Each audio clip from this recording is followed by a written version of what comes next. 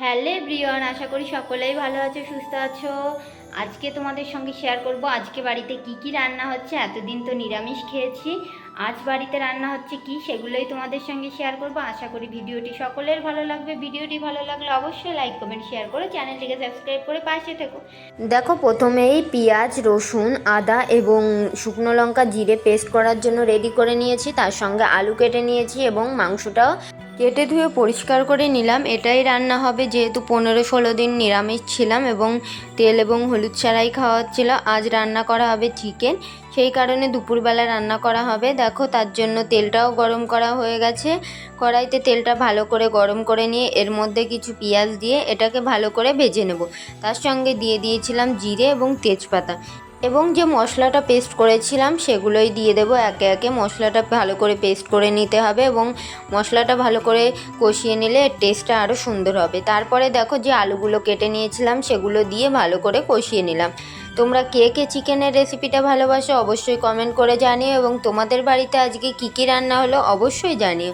দেখো, আলুটা ভালো করে কষিয়ে নেওয়া হলো। আমার কিন্তু চিকেন খেতে খুবই ভালো লাগে। আলুটা কষিয়ে নেওয়ার পরে এর মধ্যে দিয়ে দেওয়া হলো আগে থেকে কেটে রাখা চিকেনটা ভালো করে দিয়ে দেওয়া হলো। যেহেতু আমি এবং তোমাদের দাদাভাই দুজনে বাড়ি রয়েছি, সেই কারণে অল্প করেই চিকেন নেওয়া হলো। মা বাবা যেহেতু বাড়িতে নেই, মা বাবা গিয়েছে মামার বাড়িতে। তারপরে দেখো, আমি যেহেতু রসুন খেতে ভালোবাসি, গোটা রসুন চিকেনের মধ্যে দিয়ে, এই কারণে 3টে গোটা রসুন দিলাম, দিয়ে ভালো করে কষিয়ে নিচ্ছি।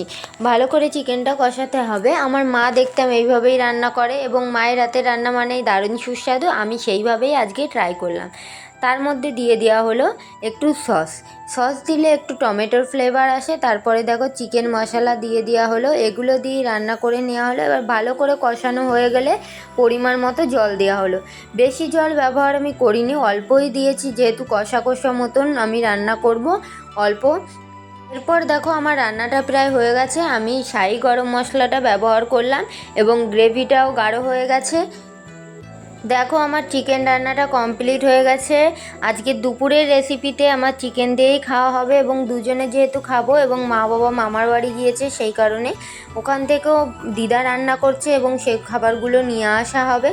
আমার ভিডিওগুলো তোমাদের কেমন লাগে অবশ্যই কমেন্ট করে জানিও এবং ভিডিওটি ভালো লাগলে অবশ্যই লাইক কমেন্ট শেয়ার করে চ্যানেলটিকে সাবস্ক্রাইব করে পাশে থেকো। দেখো, তারপরে চিকেনটা রান্না করার পরে আমি চাল ধুয়ে ভাত বসিয়ে দিলাম। রাত্রের জন্য একেবারে ভাতটা করে নেব, কারণ দুপুরে যেহেতু রান্না হচ্ছে রাত্রেরটা রেডি করে নিচ্ছি। চিকেনটা শুধুমাত্র দুপুরের জন্যই ছিল, রাত্রে মটন আসবে এবং সঙ্গে চিকেনও দিদা রান্না করে পাঠাবে। দেখো, আমি ফ্যানটা ঝরিয়ে নিলাম এবং ফ্যানটা ঝরিয়ে নিয়ে ভালো করে ভাতটা রেডি করে নিলাম। ভাত আমার রেডি হয়ে গেছে। দুপুরের রেসিপিতে ছিল সাদা ভাত গরম গরম, তার সঙ্গে চিকেন। এগুলো দিয়েই খাওয়া দাওয়া করা হবে। যেহেতু তোমাদের দাদাভাই বাড়িতে ছিল না, সেই কারণে অনেকটা লেট করে খেতে হলো। এবং দেখো, ভাতটা বেড়ে নিয়েছি, সঙ্গে চিকেন নিয়েছি, তার সঙ্গে লেবুর টুকরো কেটে নিয়েছি। আজকের রেসিপিতে ছিল এইসব। কেমন লাগলো অবশ্যই কমেন্টে জানিও এবং তোমাদের কি কি খাওয়া দাওয়া হলো অবশ্যই জানিও। টাটা।